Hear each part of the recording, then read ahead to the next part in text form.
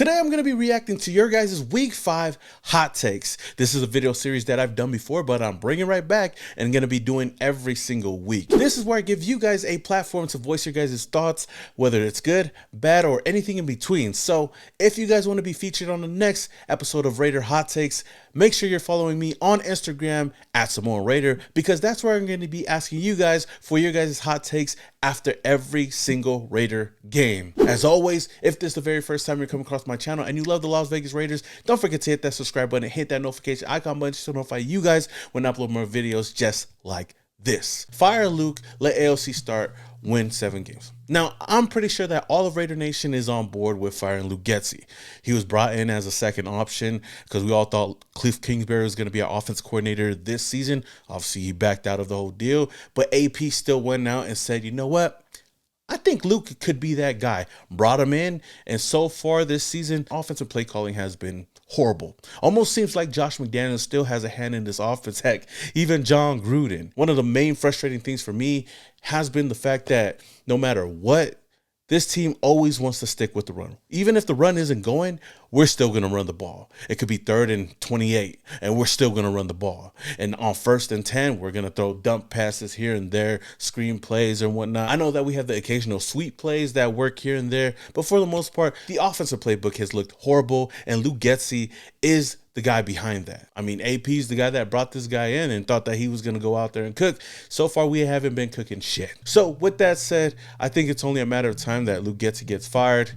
It is what it is. It's a new season, same damn results. I've said this before, and I'm going to say it again. Now, as far as AOC starting, I'm pretty sure he might be the starter moving forward. I know that AP said that he's not going to announce who the starting quarterback is going to be against the Pittsburgh Steelers, but I'm pretty sure with his mannerisms and how things went in the last game, we're most likely going to have AOC start in the next game and see what he does. I'm just kind of surprised that he didn't start at the beginning of the season, but let's see what this guy has. I mean, he has a new number. Maybe he's going to be a new quarterback for us. Who knows? But as far as drafting a quarterback, I'm pretty sure that's going to be really high on the Raiders' to-do list this upcoming offseason. Should have given Cliff Kingsbury that 3rd year on this contract and traded for Justin Fields. Offense wouldn't be the issue. Now, there's a lot going on in there. Obviously, seeing what Cliff is doing over there in Washington, man, they have one of the most electrifying offenses in the NFL with Jaden Daniels. And man, oh man, would it have been nice to have, Cliff Kingsbury running the offense right now, especially knowing how our offense looks right now with Luke Getsy, because I don't think that dude gets how to run an offense. But with that said, in hindsight, yes, it would have been nice to give Cliff that 3rd year and bring him over here, because I think we definitely could have needed it with the weapons that we have on the roster right now, and even Davante Adams before he wanted to get traded away. This is Antonio Pierce's, first ever year as a head coach for any NFL team, and with the inexperience that he does have, and primarily being a defensive mind, you would think that he would do whatever it takes to bring in an offensive mind that, has some kind of, resume out there. And Cliff could have easily been that guy for this team. Now, as far as Justin Fields, y'all know how I feel about him.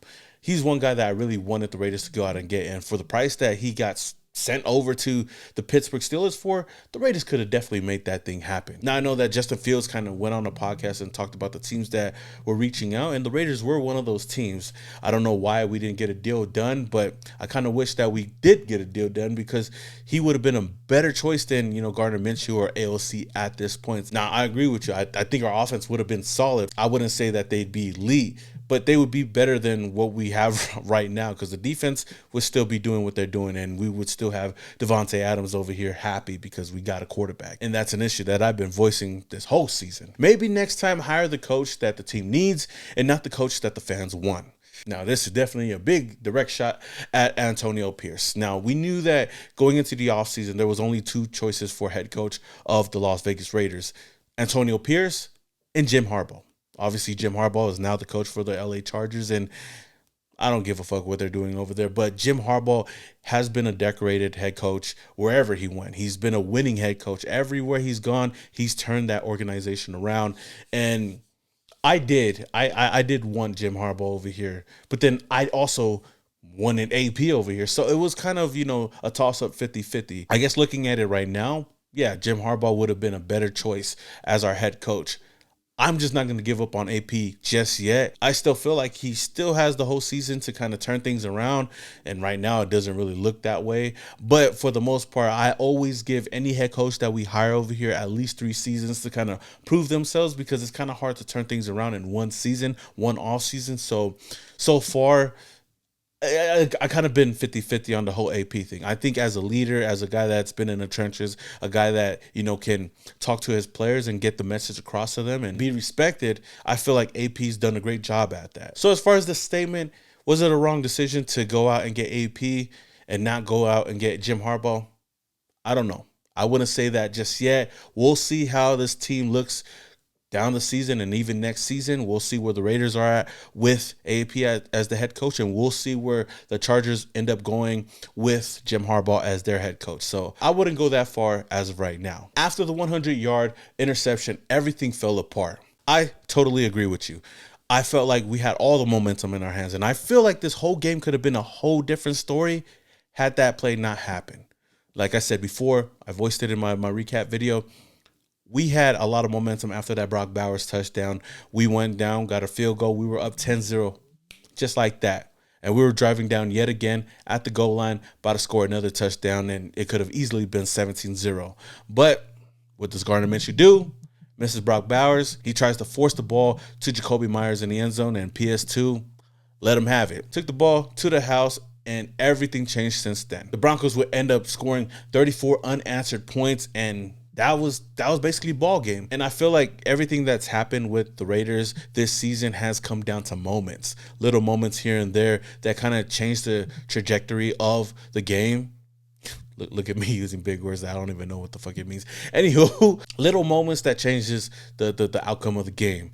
You look at that Baltimore Ravens game when we were down, almost down and out, and Max Crosby gave Gardner Minshew that pep talk, changed the whole game around, basically. And now you look at a game like this, that 100-yard interception definitely kind of sucked the life out of the Raiders team. The Raiders offense, defense, the moments, any kind of momentum we had in this game definitely went to shit after that play. So it is what it is. The Raiders didn't answer back. We took the L. We're 2-3 right now. So I don't know what more else I could say about this, but I agree with you on that. Got to draft quarterback, Shedeur Sanders. Now, there is no secret that the Raiders do need a quarterback this upcoming offseason. And, of course, the draft is going to be where I feel like the Raiders are going to address that position. And Sanders is one of those quarterbacks that has been high on a lot of Raider fans' lists, especially with a lot of things that has been going around lately. I mean, Sanders has talked about, Las Vegas, playing for the Raiders multiple times on vlogs, on posts, on podcasts, whatever it may be. And recently, there's been a lot of posts, a lot of things going around. Marky Mark, our owner, got to talk to Sanders at an Aces game and kind of told him, hey, you might be home right now, right? So he's been kind of planting seeds here and there. And I know Sanders want to play for the Silver and Black. And hey, I wouldn't mind him over here. I feel like he would be a great quarterback for the Raiders. There's a lot of off the field antics that I know a lot of people are worried about. But at the end of the day, when you think about coming to Las Vegas, you need prime time. You need highlights. You need a guy that could be the guy. And maybe Sanders could be that guy. Who knows? I wouldn't just limit it to Shedeur Sanders. There's a lot of other quarterbacks that the Raiders can go out and get in the draft. So at the end of the day, we all know who the Raiders should draft in the first round of next year's draft, and it's going out and getting the best quarterback available for the team, because we do need a face of the franchise, and I don't think we have that franchise quarterback on the roster right now. AP is part of the problem. Of course, I know a lot of Raider fans are going to hear this and say, yo, you're crazy. It's not AP's fault. Everything going on is Luke Getsy's fault. It's the quarterback's fault and whatnot. And I tweeted something after the game kind of saying that, everybody's complaining about the quarterback and everybody's complaining about our offensive coordinator, but there was a guy that made those decisions, had a hand in making those decisions, and it was AP. And the crazy thing about this whole thing is, one, I want to make it real clear. I love AP, and I still am going to root for AP for the rest of the season. I'm going to give him the benefit of the doubt this season, next season, and hope that he could change things around, because I did want AP over here as the head coach. Whether I'm wrong or right, I like AP, and I feel like he's a guy that can be a leader for this team. And I know none of that really matters if the results aren't there. But the crazy thing is that there are a lot of fans out there that feel like AP is not a part of the problem.